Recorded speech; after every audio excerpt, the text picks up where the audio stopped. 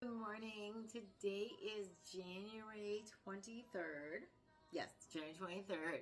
And we are reading from 365 Days of Kindness. Did you do your kindness yesterday? It was super easy. It was text someone that you are thinking of them. Super easy kindness yesterday, right? And so today I'm just asking for some prayers. I have to take a flight to Atlanta today. So just please pray for the flight. We're supposed to have an ice storm today too. So just pray all my connections go well, everything goes well on that, and just pray over that. And if everybody prays, guess what? I'll be floating on a cloud to Atlanta, right? Okay, so this is called When No One Helps. It's a very good devotional today, so hopefully you stay and watch the whole thing. The first time I defended myself, no one helped me. Everyone left me. May they be forgiven. That's 2 Timothy 4:16. There are times when you can feel very alone in your troubles and battles. Perhaps this verse resonates with what you have felt recently. You might have been involved in a family dispute or faced a health scare alone. Maybe you just needed someone to give you a ride somewhere and no one offered. There are times in everybody's life where they have not felt supported. As this verse encourages, forgive those people in your life who don't show up or speak up for you when they needed to. And in turn, remember to be the person who actually does show up or speak up for others when they need it most. Show kindness by being there and not leaving. Act of kindness, invite someone to lunch. So how many of you, right? Like, there's a bunch of you there. So has that ever happened to you where, you need help with something and nobody's there? Has that ever happened?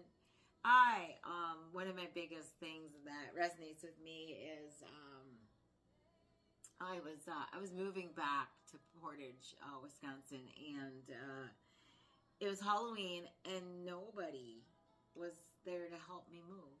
Nobody. I had a U-Haul full of stuff, and none of my friends.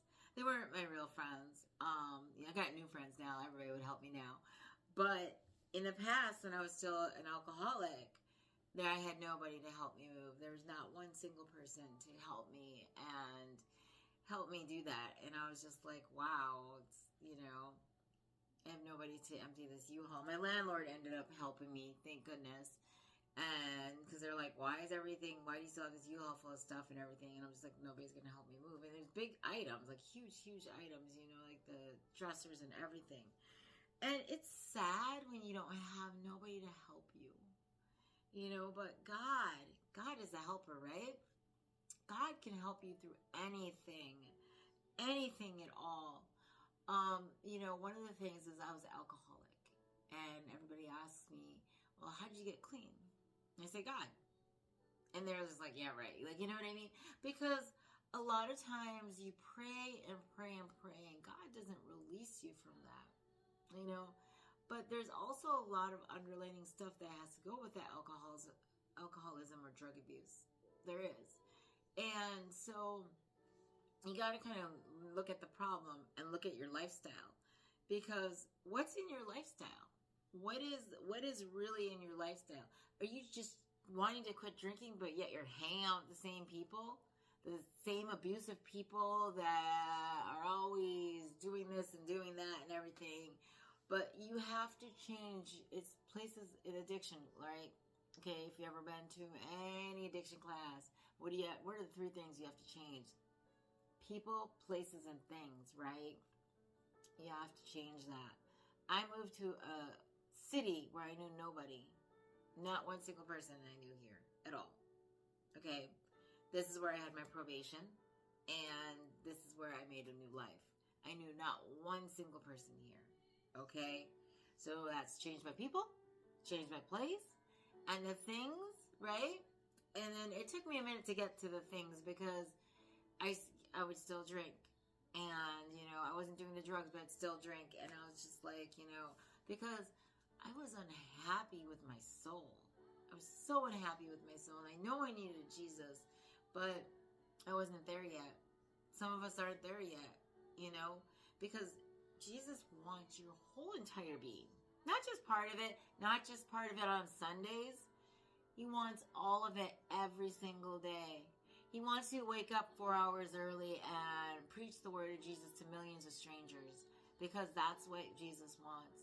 Because he lives in us. He lives through us.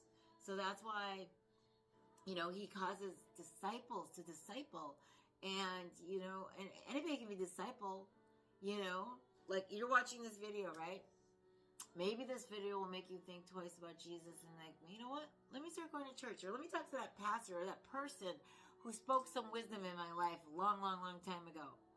And then all of a sudden, boom, that's how it starts.